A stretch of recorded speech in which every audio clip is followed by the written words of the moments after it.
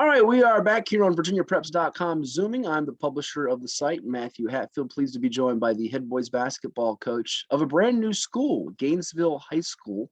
And he'll tell us all about that and his background. But we can tell you that he came to Gainesville from Freedom High School, South Riding part of Virginia. They made the state championship game as recent as 2019, if memory serves me right, when they fell to Maury. Great playoff run for them, and they've been one of the more consistent teams up there in the Nova area. Coach Justin Powers with us. Coach, thank you for stopping by. How's it feel as hoop season is upon us? It's good. Thanks for having me. I'm excited to, with last year being so different with everything, I'm glad to kind of have a normal start time and, just get everything back to normal. So I'm excited to get rolling. Sure. Let's fill the audience in on your background as far as your high school days, playing days, if you will, college, and leading us up to you taking the Freedom job. And then now, what persuaded you to take a new school in Gainesville? Okay. So I'm originally from upstate New York. Played high school basketball up there, and I played in college at two different schools. One, Dominican College outside of New York City, which was a Division II school. And then I transferred to Cortland State, which is outside of Syracuse, Division III school, and played there for my last 3 years. After college, I came down here to be a teacher, started off in Fairfax County. I actually was the first ever freshman coach at South County when they opened with Coach Flugrath. That was my first coaching gig when I first moved down here.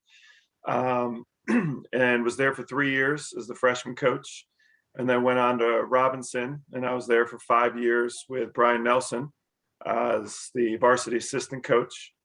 And then after that, I took the job at Freedom. Was there for 8 years. When I first got there, wasn't much of a winning tradition. I think they were open for 10 years before I got there with one winning season. First year was a struggle. We were 1-22 my first year, playing some of the big boys of Loudoun County, and we're struggling, and just had to change the culture, get kids used to winning. Every year we improved. 7 wins the second year, 11 the next year, and then we had the run of 19 wins, 22 wins, 19 wins, and ended up going to the state championship. So, and won 3 district championships in a row. So experienced a lot of success. Last year, we kind of had a down season with all that was going on with COVID and graduating 8 seniors and stuff. But yeah, Gainesville is something that's been on my radar for a while. I live here. I live 2 miles from the school. My wife is a teacher a mile away. My kids are going to go to school at Gainesville High School. So it's kind of just, my commute was about a half hour, but it's just the draw of being in my own community, coaching my, son someday, and just having a 5-minute commute. I couldn't pass it up. So, and I'm really excited about the talent base here too. I think, the talent in Gainesville, as you can tell by Battlefield and Patriot success, there's a lot of talent here. So I think, for years to come, I'm going to have some strong talent to choose from. Certainly, yeah. So much talent up there in that Northern Virginia area, all across the region, and Prince William, and so on and so forth. And for those wondering, how old is your son, so they know that extension is through it's that. It's going to be a while. He's only 7. So I'm planning ahead. Hopefully, I hold on to the job long enough to coach him. But yeah. Well, going back to your Freedom run, you had a team with Zion Collins, who I remember was a multi-sport dynamo for you guys. 22-4. You graduated to him. 4 starters, 5 of your top 6. And I think a lot of people, myself included, thought, all right, this will be a little bit of a rebuilding gig. And then you make that run to the state championship, knock off Potomac Falls, not once, but twice, if I remember right, with that group with Lance Johnson and Robbie Kimmerer and company. How refreshing was it to, kind of when you lose as a coach, some of your best guys, you still have some players in the program in the pike, and you make a playoff run, which I'm sure is going to be part of the blueprint as you lay it out down the road here with the foundation at Gainesville. Yeah, I think that year was interesting because, I think we all kind of went into it as a rebuilding year. We lost a bunch of guys. I knew, Robbie was coming off a year where towards the end of the year, he was showing progression off the bench. Lance, I knew he was going to be a good player for us. We had some seniors that we didn't really know. They didn't play a whole lot for us. And then, Angelo transferring in helped a lot.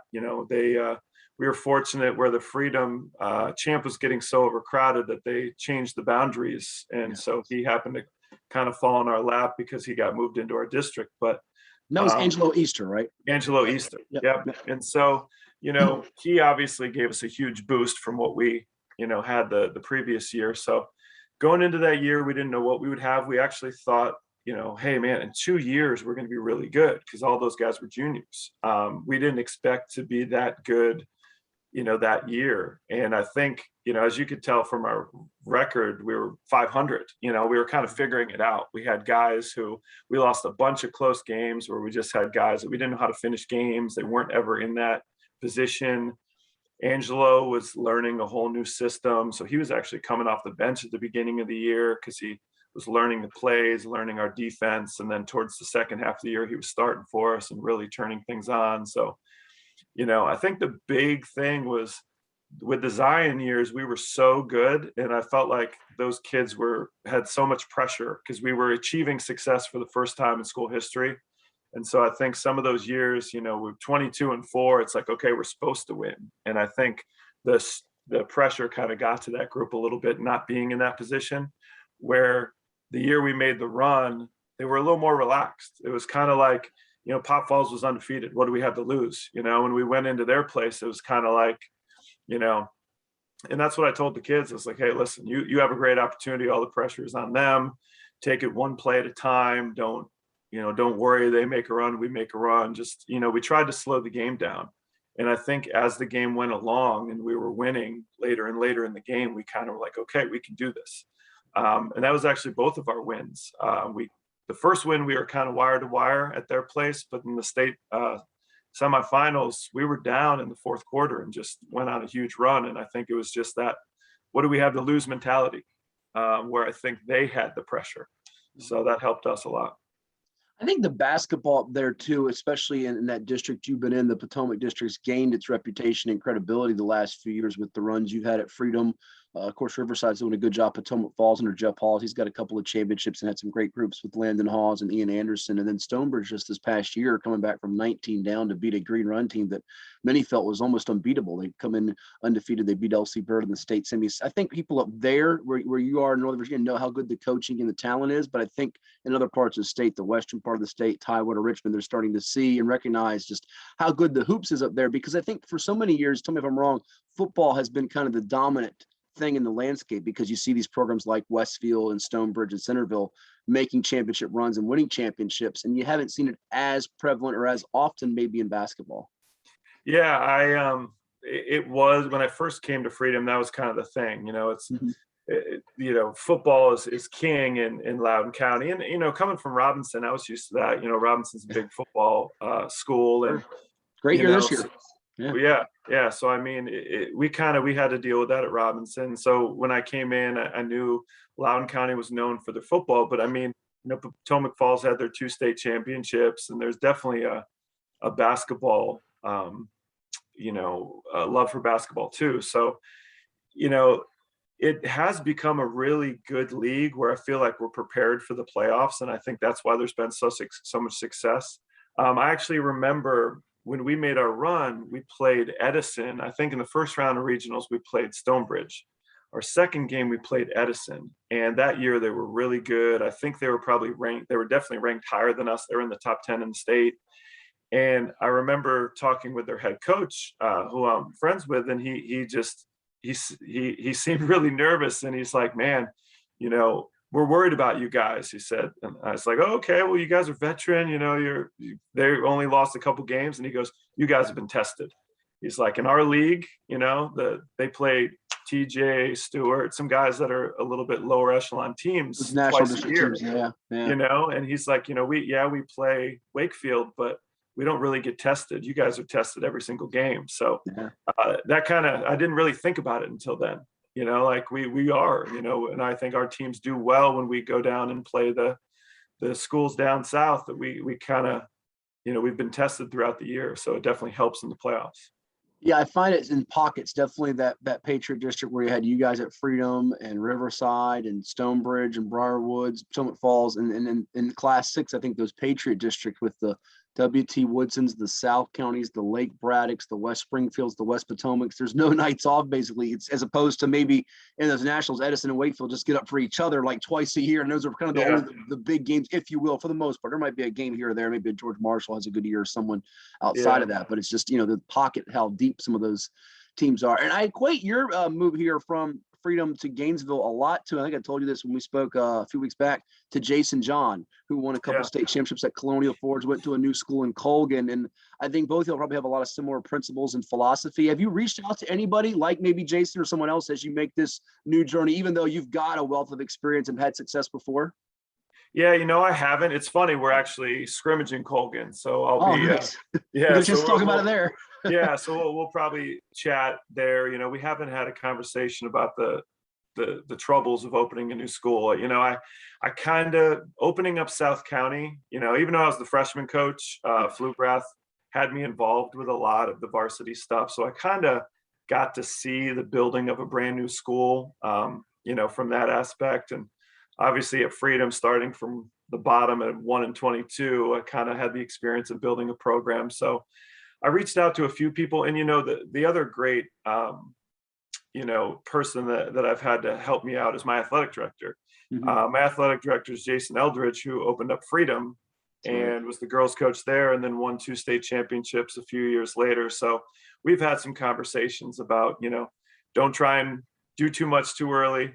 Like he explained his first couple of years where they just were losing by 40 points a game, and then 3 or 4 years later they're winning a state championship. So he's kind of humbled me a little bit with my expectations, just to slow down with the new school, because coming from winning district championships, that's the biggest change for me, is not trying to win the Cedar Run the first year, just trying to compete, trying to get my kids better, because it's really a 2 or 3 year process.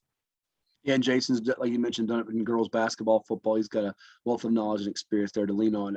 Looking at your survey you shot back to us, which we always appreciate coaches doing that. Looks like you got a good amount of size, 3 or 4 guys, 6'3" or above, and some wing players. And going on the list, sophomore. So these kids are going to be around for a couple of years as you try to make a run by year 2 or year 3, if not before that, here at the end of year 1.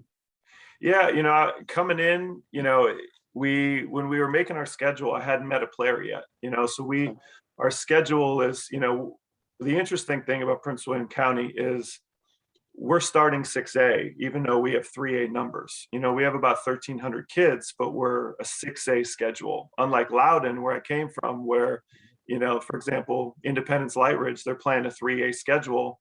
By year 2 or 3, they have 5A numbers playing a 3A schedule, so that kind of helps with the growing process, because you can compete earlier. For us, it's a little different. We're going to be playing all 6A schools. So our non-district schedule, we're playing a lot of schools our size, playing a lot of 3A schools. So, I didn't know what we would have when I was making the schedule. And I feel like, as we've been getting kids, looking around the gym, I'm like, you know what, we're not going to go out and win the Cedar Run this year, but we're going to be able to compete. I think we're going to be able to compete with 6A schools, because like you said, we have a bunch of size. We'll probably start 3 kids that are 6'3" or 6'4". We have 3 freshmen and let's see, and 6 sophomores on varsity. So we have a very young team, and we're probably gonna, we have some juniors that are coming in that are going to help. But yeah, it's definitely have a lot more talent than I expected for a first year team being so young. We just have to teach them to play together. We've got kids from Battlefield, Patriot, Unity, kids that are coming up from middle school, so we have a wide variety of kids, and just trying to get them to gel and teach them all the system and the culture has been the most important thing for us. So I think kind of quietly, Coach, the league is very athletic. I mean, Battlefield's got a good group. Sherman Rivers has done a great job at Patriot. Unity's had athletes. I mean, we just watched their football team get a big playoff win this week, and they got a linebacker going to Alabama. So that kind of jumps off the page of people, and Sean Murphy going there. But there's so many teams, even the Osbornes and Osborne Parks, you can't sleep on. Rocky Carter does a great job at Osborne, and Osborne Parks had some young players pop in recent years.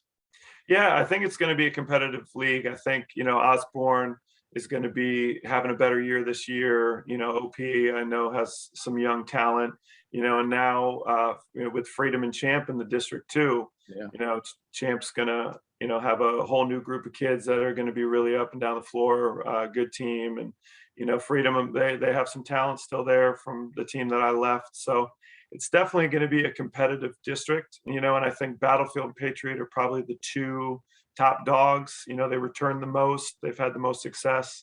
That's definitely the one thing I've noticed is the athleticism, the size of the kids is definitely different than what I'm used to in Freedom. I've got some sophomores who look like seniors, and hopefully they play like it. But we definitely have some sophomores who are not your typical 15, 16-year-olds, so it's exciting to take that type of talent and try and put them all together and create something special. So finally, and I appreciate you coming on here to do this, and you kind of mentioned it briefly in the early part of our conversation, Coach, getting back to some normalcy here after last season, the abbreviated year with everything going on through COVID, which we're not entirely out of, but certainly we've made some strides from where we were a year ago to now here. And I know there's a couple school divisions, even one down here where they've got a max capacity at 25% for attendance. But I imagine up there you're going to have close to full gyms, or at least a lot more people in the gyms and the buildings, and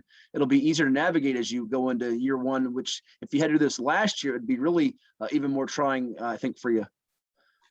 Yeah, I think, from what I've heard, they're going to try and allow, as many people as they want to come to the games. Obviously, they have to be masked and everything indoors. I know the benches are going to be spread out again. We're not going to be all sitting next to each other. We'll have distance benches, and players will have to wear masks on the bench, and coaches will have to wear masks.